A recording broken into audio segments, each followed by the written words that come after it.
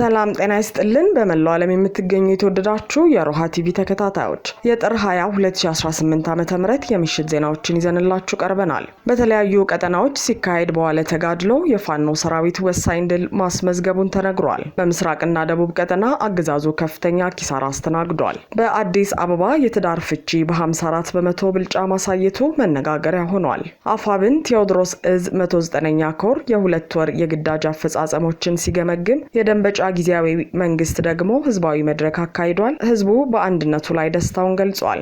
የሶማሌ ክልል ተቃዋሚ ፓርቲዎች በአገዛዙ ዝግጁነት ማነስ የተከሰተው ድርቅ ሰብአዊ ቀውስ አስከትሏል ሲሉ ወቅሰዋል። የሱዳን ጦር ከኢትዮጵያ ድንበር አቅራቢያ የምትገኘውን አልሲሊክ ከፈጥኖ ደራሽ ኃይል ተዋጊዎች ማስለቀቁን አስታውቀዋል። ትራምፕ ስምምነት ላይ ካልደረሰች መከራ ይዘንብባታል ሲሉ ኢራን ላይ ዝተዋል። የጦር መርከቦችም ወደ ድንበር ተጠግተዋል። ውድ አድማጭ ተመልካቾቻችን አብራችሁን ልትቆዩ ከፈቀዳችሁ እነዚህ መረጃዎች በዝርዝር የምናሰማችሁ ይሆናል። የሮሃ ቲቪ ወቅታዊና ሀቀኛ መረጃዎች እንዲደርሷችሁ ቻናሉን ሰብስክራይብ፣ ላይክ እና ሼር በማድረግ አሁኑኑ ቤተሰብ ይሁኑ።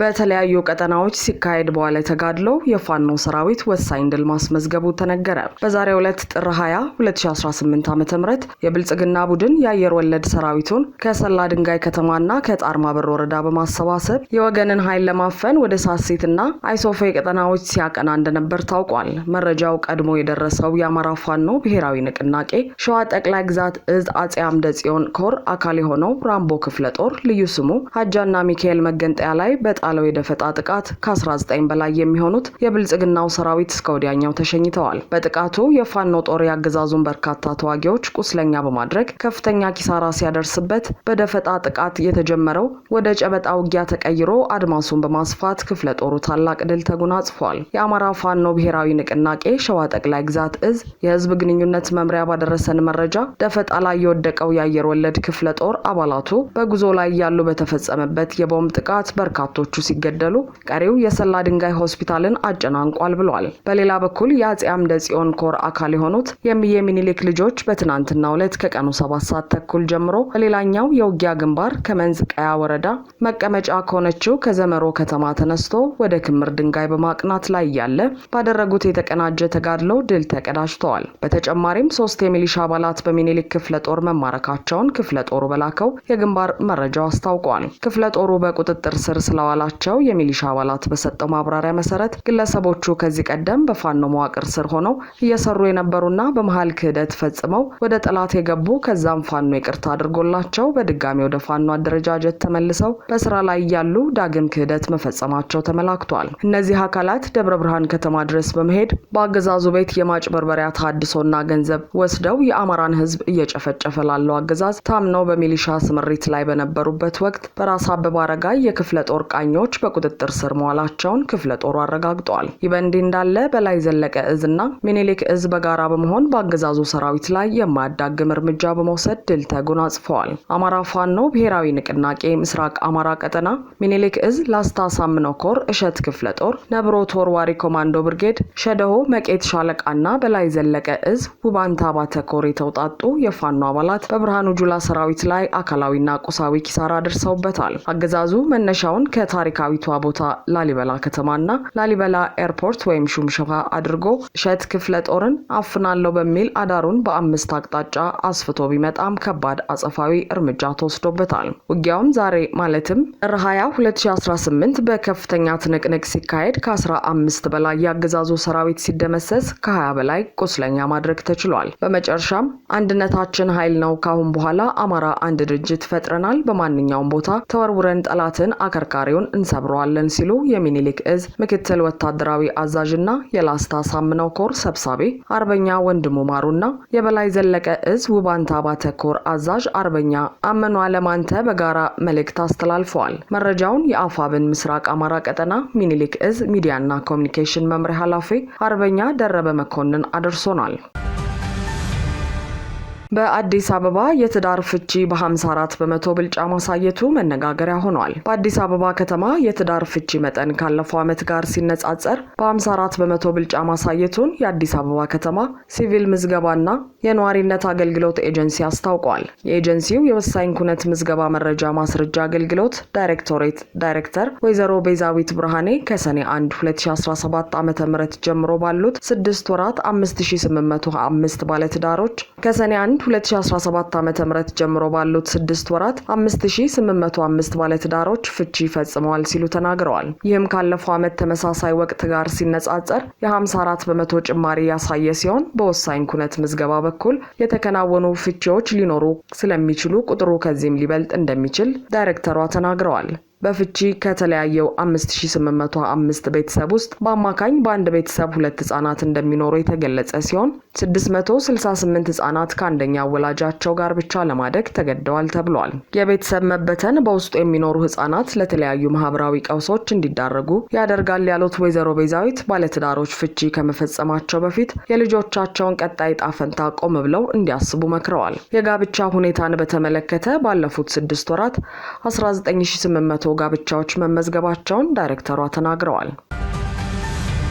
አፋብን ቴዎድሮስ እዝ 109ኛ ኮር የ2 ወር ግዳጅ አፈጻጸሞችን ሲገመግም የደንበጫ ጊዜያዊ መንግስት ደግሞ ህዝባዊ መድረክ አካሄደ። ቴዎድሮስ እዝ 109ኛ ኮር በ3 ግዙፍ ክፍለ ጦሮች የተዋቀረ ሲሆን መልሶ ማደራጀቱን ሙሉ በሙሉ በማጠናቀቅና በስሩ የሚገኙ ክፍለ ጦሮችን በመገምገምና ለአመራሩ አጭር ስልጠና በመስጠት ማጠናቀቁ ይታወቃል። ኮሩ በመልሶ ማደራጀቱ ያጋጠሙ ተግዳሮቶችና ጠንካራ ጎኖችን በማንሳት ለ2 ቀናት ጥልቅ ግምገማ ያደረገ ሲሆን የወደፊት የትግል አቅጣጫዎችን በማስቀመጥ አጠናቋል። ስለሆነም የውስጥና የውጭውን የጠላትን ከፍተኛ ጫና በመቋቋም የ109ኛ ኮር መልሶ ማደራጀት በተሳካ ሁኔታ እውን እንዲሆን ተግቶ ለሰራው ለእዙ አካላት ምስጋና ቀርቧል። ቴዎድሮስ እዝ ለእዙ ከፍተኛ አመራሮች፣ ለ109ኛ ኮር አመራሮች፣ ለ88ኛ፣ ለ99ኛና ለ77ኛ ክፍለ ጦር አመራሮች በሁሉም ክፍለ ጦሮች ስር ተጠርንፋችሁ እየታገላችሁ ላላችሁ አባሎች ለቴዎድሮስ እዝ ኮማንዶ ዩኒት እንዲሁም ለአካባቢው ማህበረሰብ የ109ኛ ኮር ስራ አመራር ከፍተኛ አክብሮትና ላቅ ያለ ምስጋናውን ያቀርባል ሲል በመግለጫው ጠቅሷል። ይህ በእንዲህ እንዳለ የደንበጫ ጊዜያዊ መንግስት የህዝብ ንቅናቄ መድረክ በዘለቃ ከተማ አካሂዷል። በቴዎድሮስ እዝ 109ኛ ኮር 99ኛ ክፍለ ጦር ስር በሚገኙ ወረዳዎች የህዝብ ንቅናቄ መድረኮች እንደቀጠሉ ናቸውም ተብሏል። ደንበጫ የጀግኖች መውጫ የባንዳ መቅጫ ተብሎ የተነገረለትና በአፋብን ቴዎድሮስ እዝ 109ኛ ኮር 99ኛ ክፍለ ጦር ስር የሚገኘው የደንበጫ ወረዳ የዘለቃና አካባቢው ማህበረሰብ በአንድ ላይ በመሆን ከደንበጫ ጊዜያዊ መንግስት ጋር በጋራ ሲመክሩ ውሏል። የሃይማኖት አባቶች፣ የሀገር ሽማግሌዎችና ወጣቶች በፕሮግራሙ ላይ መሳተፋቸውም ታውቋል። በውይይቱ የተሳተፉት የማህበረሰብ ክፍሎች የአማራ ፋኖ አንድነትን አስመልክቶ የእንኳን ደስ አላችሁ መልእክት ያስተላለፉ ሲሆን ከትግሉ ጎን እንደሆኑና ከአሁን በፊት ሲያደርጉት ከነበረው በቀጠለ በሙሉ አቅማቸው ትግሉን እንደሚደግፉም ቃል ገብተዋል። በዕለቱ የ109ኛ ኮር 99ኛ ክፍለ ጦር አመራሮችና የደንበጫ ወረዳ ጊዜያዊ ዋና አስተዳዳሪ በፕሮግራሙ የተሳተፉ ሲሆን ከተሰብሳቢው የተነሱ ጥያቄዎች ላይ ማብራሪያ በመስጠትና ቀጠናውን የሚያስተዳድሩ አዲስ አመራሮችን በህዝብ ድምጽ ፍጹም ዲሞክራሲያዊ በሆነ መንገድ በማስመረጥ የዕለቱ ፕሮግራም ተጠናቋል ሲልም በአፋብን ቴዎድሮስ እዝ 109ኛ ኮር ህዝብ ግንኙነት ክፍል መረጃውን አድርሷል። የሶማሌ ክልል ተቃዋሚ ፓርቲዎች በአገዛዙ ዝግጁነት ማነስ የተከሰተው ድርቅ ሰብአዊ ቀውስ አስከትሏል ሲሉ ወቀሱ። አቶ አብዱራህማን ማህዲ የሚመሩት የኦብነግ ክንፍና 2 የሶማሌ ክልል ተቃዋሚ ድርጅቶች በቅርቡ ያቋቋሙት ጥምረት በክልሉ በአፍዴር ሸበሌና ዳዋ ዞኖች የተከሰተው ድርቅ ሰብአዊ ቀውስ አስከትሏል ብሏል። ሰብአዊ ቀውሱ በአየር ንብረት ለውጥ ሳቢያ ብቻ የተከሰተ አይደለም ያለው ጥምረቱ የመንግስት የዝግጁነት ማነስ፣ የሰብአዊ እርዳታ ብክነትና የዘላቂ እቅድ አለመኖር ጭምር የሰብአዊ ቀውሱ ምክንያት ናቸው ሲል የክልሉን መንግስት ወቅሷል። የሰብአዊ ቀውሱ ሰለባዎች አስቸኳይ ድጋፍ እንዲደረግላቸው ጥምረቱ የጠየቀ ሲሆን የእርዳታ አቅርቦቱም በገለልተኛ አካል ቁጥጥር ሊደረግበት ይገባል ብለዋል። በሶስቱ ዞኖች ተከስቷል ላለው ሰብአዊ ቀውስ በውጭ የሚኖሩ የክልሉ ተወላጅ ሶማሌዎች እርዳታ እንዲያሰባስቡ የጠየቀው ጥምረቱ ሆኖም እርዳታው በመንግስት በኩል ሳይሆን በታማኝ ረድኤት ድርጅቶችና በማህበረሰብ መዋቅሮች በኩል ብቻ በቀጥታ ለተጎጂዎች እንዲደርስ ጥሪ አቅርበዋል። ለሶማሌ ክልል ህዝብ መብት መከበር እንታገላለን የሚሉት እነዚህ ሶስት ተቃዋሚ ፓርቲዎች የሶማሌ ህዝብ ህብረት የራስን እድል በራስ ለመወሰን የተሰኘ የጋራ ህብረት ከቀናት በፊት መመስረታቸውን ማስታወቃቸው ይታወሳል። ህብረቱ የሶማሌ ፖለቲካዊ ድርጅቶችን አንድነት በማጠናከር ለፖለቲካዊ ዲፕሎማሲያዊና የሲቪክ ትግሎች የጋራ መድረክ መሆኑን ፓርቲዎቹ አስታውቀዋል። የትዕግስት ወይም የመቻል ፍጻሜ የሚል ርዕስ የተሰጠው መግለጫው የጠቅላይ ሚኒስትር አብይ አህመድ መንግስት ስልጣን ሲይዝ እኛ የኢትዮጵያ ሶማሌ ክልል ህዝብ ለሰላም ምክንያታዊና ቆራጥ ምርጫ አድርገን ነበር ይላል። ትጥቅ ፈተን የሶማሌ ህዝብን የማይገሰሱ መሰረታዊ መብቶችን በሰላማዊ መንገድ ለማስከበር በጨዋነትና አመጽ በሌለበት መንገድ ለመታገል ወስነን በአዲስ አበባ መንግስት ላይ ከሚገባው ርቀት በላይ እምነት አሳድረን ነበር ሲል ይገልጻል። ይሁንና በሂደት ለእርቅና ለፍትህ ያለው አማራጭ መንገድ በሙሉ ተሟጦ ማለቁን የጠቀሰው መግለጫው የትዕግስቱ ወይም የመቻሉ ምዕራፍ በእርግጠኝነት ከፍጻሜው ደርሷል ማለቱም ይታወቃል። የሱዳን ጦር ከኢትዮጵያ ድንበር አቅራቢያ የምትገኘውን አልሲሌክ ከፈጥኖ ድራሽ ኃይል ተዋጊዎች ማስለቀቁን አስታወቀ። የሱዳን ጦር ኃይል ከኢትዮጵያ ድንበር አቅራቢያ በብሉ ናይል ግዛት የሚገኘውን አልሲሌክ የተባለ ስትራቴጂካዊ ስፍራን በአብይ አህመድ ከሚደገፈው የሱዳን ፈጥኖ ድራሽ ኃይሎች ነጻ ማውጣቱን አስታውቋል። አናዶሉ የዜና ወኪል ቅዳሜና እሁድ የተካሄደውን ከባድ ውጊያ ተከትሎ የሱዳን ጦር 4ኛ ክፍለ ጦር ሰኞ ዕለት ያወጣውን መግለጫ ዋቢ አድርጎ እንደዘገበው አካባቢው በታቀደ ወታደራዊ ኦፕሬሽን መቆጣጠሩንና በሱዳን ፈጥኖ ደራሽ ኃይል ተዋጊዎች ላይ ከፍተኛ የሰውና የንብረት ጉዳት ማድረሱን አስታውቋል። ክፍለ ጦሩ አክሎም በውጊያው ወቅት በአብዱልአዚዝ አልሂሎ የሚመራው የሱዳን ህዝባዊ ነጻነት ንቅናቄ ሰሜን ተዋጊዎችም መመታታቸውን ገልጿል። እስካሁን ድረስ ከፈጥኖ ደራሽ ኃይሎች ወይም ከሱዳን ህዝባዊ ነጻነት ንቅናቄ ሰሜን ወገን የተሰጠ መግለጫ የለም። የወታደራዊ እንቅስቃሴ የተሰማው ባለፈው እሁድ የፈጥኖ ደራሽ ኃይሎችና የሱዳን ህዝባዊ ነጻነት ንቅናቄ ሰሜን ኃይሎች ከደቡብ ሱዳን ግዛት በመነሳት